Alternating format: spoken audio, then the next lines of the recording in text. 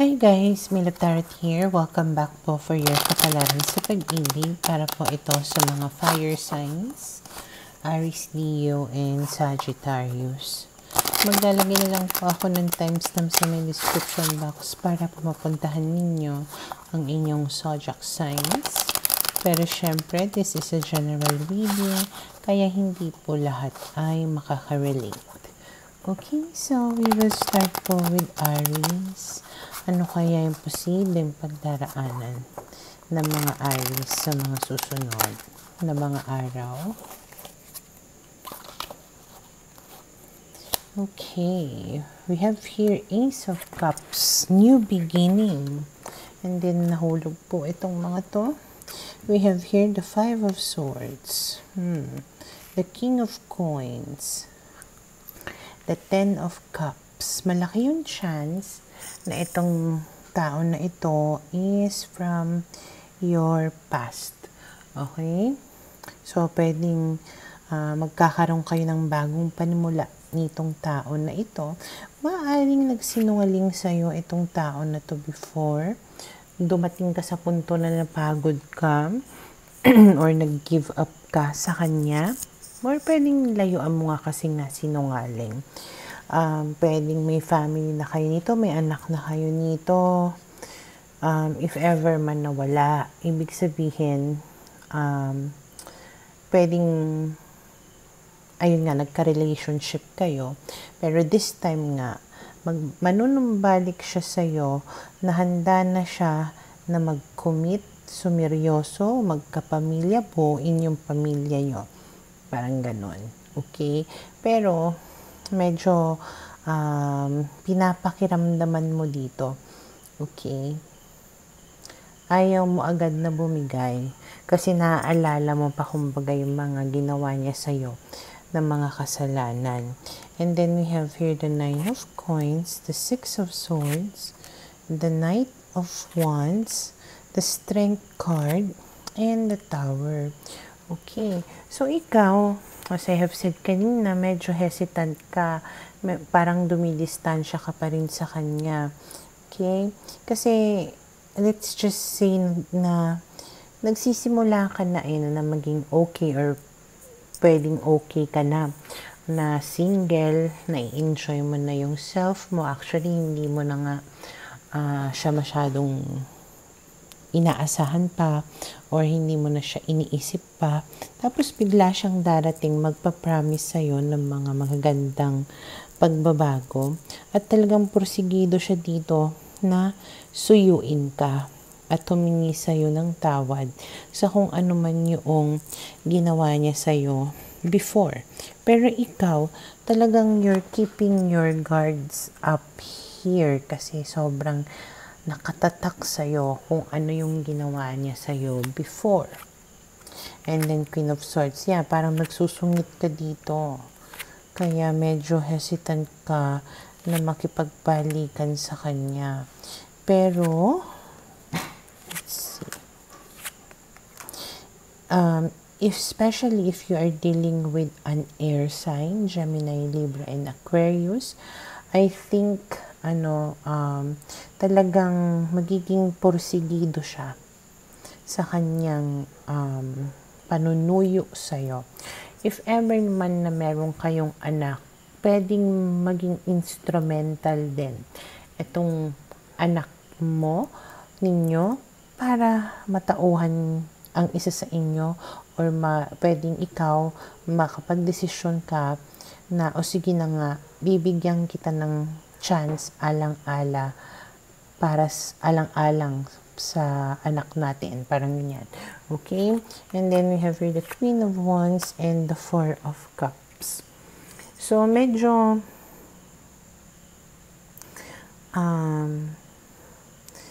parang yung feelings mo dito conflicting. Okay?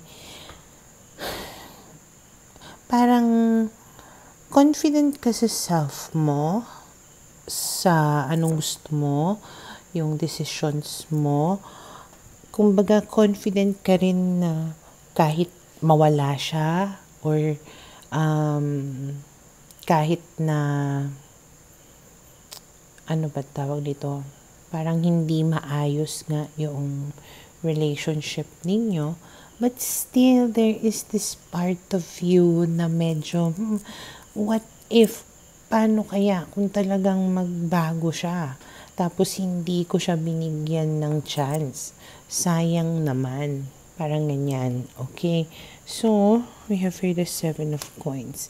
I think, bibigyan mo talaga siya ng chance. Okay? Pero parang, you will be more patient with him or her this time. Kasi hindi agad-agad, kumbaga, na magiging okay yung takbo ng relationship ninyo. Parang slow burning. Okay? Or, basta mabagal yung proseso.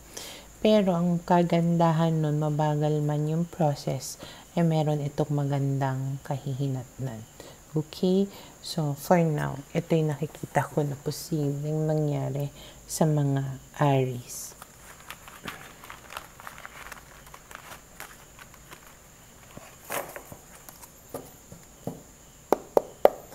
Para sa mga Leo, okay, let's see. Ano kaya yung posibleng pagdaraanan ng mga Leo sa mga susunod ng mga araw? Okay, we have here the Hermit, the World. Yung mga nasa abroad dyan, makakaramdam ng kalungkutan, lalong-lalo na ngayong Kapaskuhan or syempre holidays. Okay? Feeling lonely, alone, dahil nasa malayong lugar. Pero of course, you're thinking about the future, your plans, yung mga gusto mo na tawag nito, na mabili, maipon, ganyan. And hindi naman imposible na ma-achieve mo yon, kasi Empress is somebody na mayaman. Okay, so pwedeng yumaman ka nga or dumami, kumbaga, yung ipon mo or yung excuse me, yung basta sahod mo, okay, your blessings na dumarating sa'yo. Okay?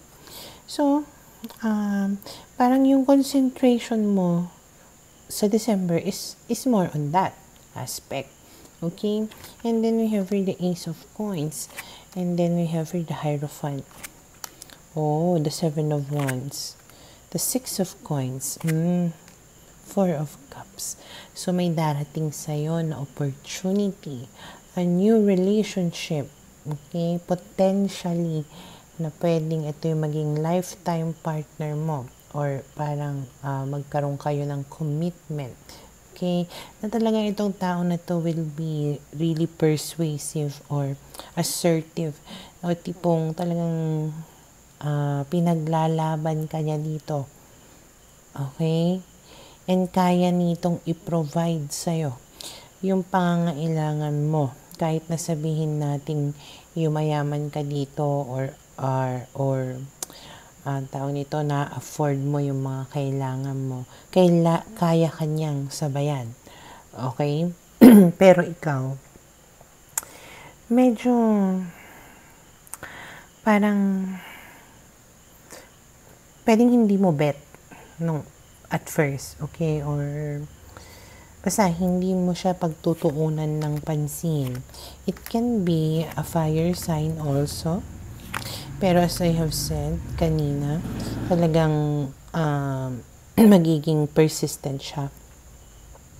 Or talagang pinaglalaban kaya dito. So, asahan mo na patuloy ang paglalandi, panunuyo, panindigaw sa'yo nitong tao na to. And hindi kayo agad-agaran na magiging kayo. Okay? Parang slow burn, matagal. And patient siya. Handa siya na mag-antay sa'yo. And with the Sun here, pwedeng magkaroon ito ng magandang outcome. or pwedeng maging masaya kayo nitong tao na ito. And King of Swords, this can be someone who's very upfront, honest, okay? Talagang prangka. Sasabihin niya sa iyo clearly yung intentions niya. Sa'yo, walang paligoy-ligoy. And then we have here the Ace of Wands. And then eventually, you might develop interest sa kanya. Pero kahit na nagkakaroon ka na ng interest sa kanya, hindi mo pa rin siya agad na sasagutin or hindi ka pa rin agad na magdidesisyon na makipag-relationship sa kanya. Kasi meron ka pa rin parang pain here. Okay? Or pwedeng trauma, let's say. Or basta, there is this feeling na kinakatakot mo pa rin. Okay? And then we have here the Death card and the Ten of Swords. So, may kailangan magbago sa sarili mo in order for that pain to stop. Okay? Kasi nga, Four of Coins, meron kang hindi pa rin let go. Kaya, hindi mo totally na ma-appreciate pa itong bagong tao na ito na darating sa'yo. Okay? So, for now, ito yung nakikita ko na posibleng mangyari sa mga Leo.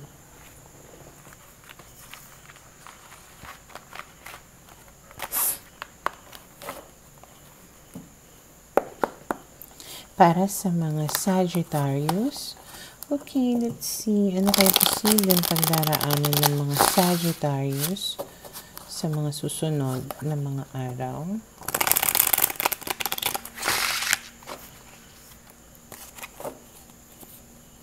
Okay, we have here the Queen of Cups, the High Priestess, Four of Coins, Judgment card, Knight of Swords, okay.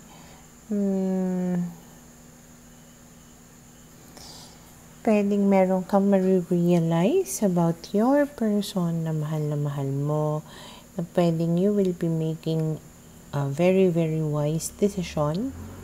Okay? At pwedeng, kung dati wala kang ginagawa about the situation, pwedeng sa susunod na mga araw, meron ka nang gawin finally. Okay? And then we have here the Eight of Coins. So, it's going to be a struggle. Talagang sobrang effort, kumbaga, on your part, whatever it is, na gagawan mo ng action. Pero nga, alam mo na kailangan mo ng kumilos kasi nga para kang nakastock up na, ayaw mo na kumbaga yung situation mo, sawang-sawa ka na. Parang lubog ka na dito. Kaya parang gagawa ka na ng way para makaalis ka dyan or pwedeng ma-stop. Kumbaga whatever it is that you are feeling. Okay? So, pwedeng magkakaroon ka dito ng kumpiyansa sa sarili mo. Okay? Na gawan nga ng paraan. Sobrang stress ka na kasi dito. Sobrang gulong-gulo na yung isipan mo. Gusto mo nang matigil. Gusto mo nang makawala. Kaya kikilos ka na. Okay? And then you have the Five of Wands. So,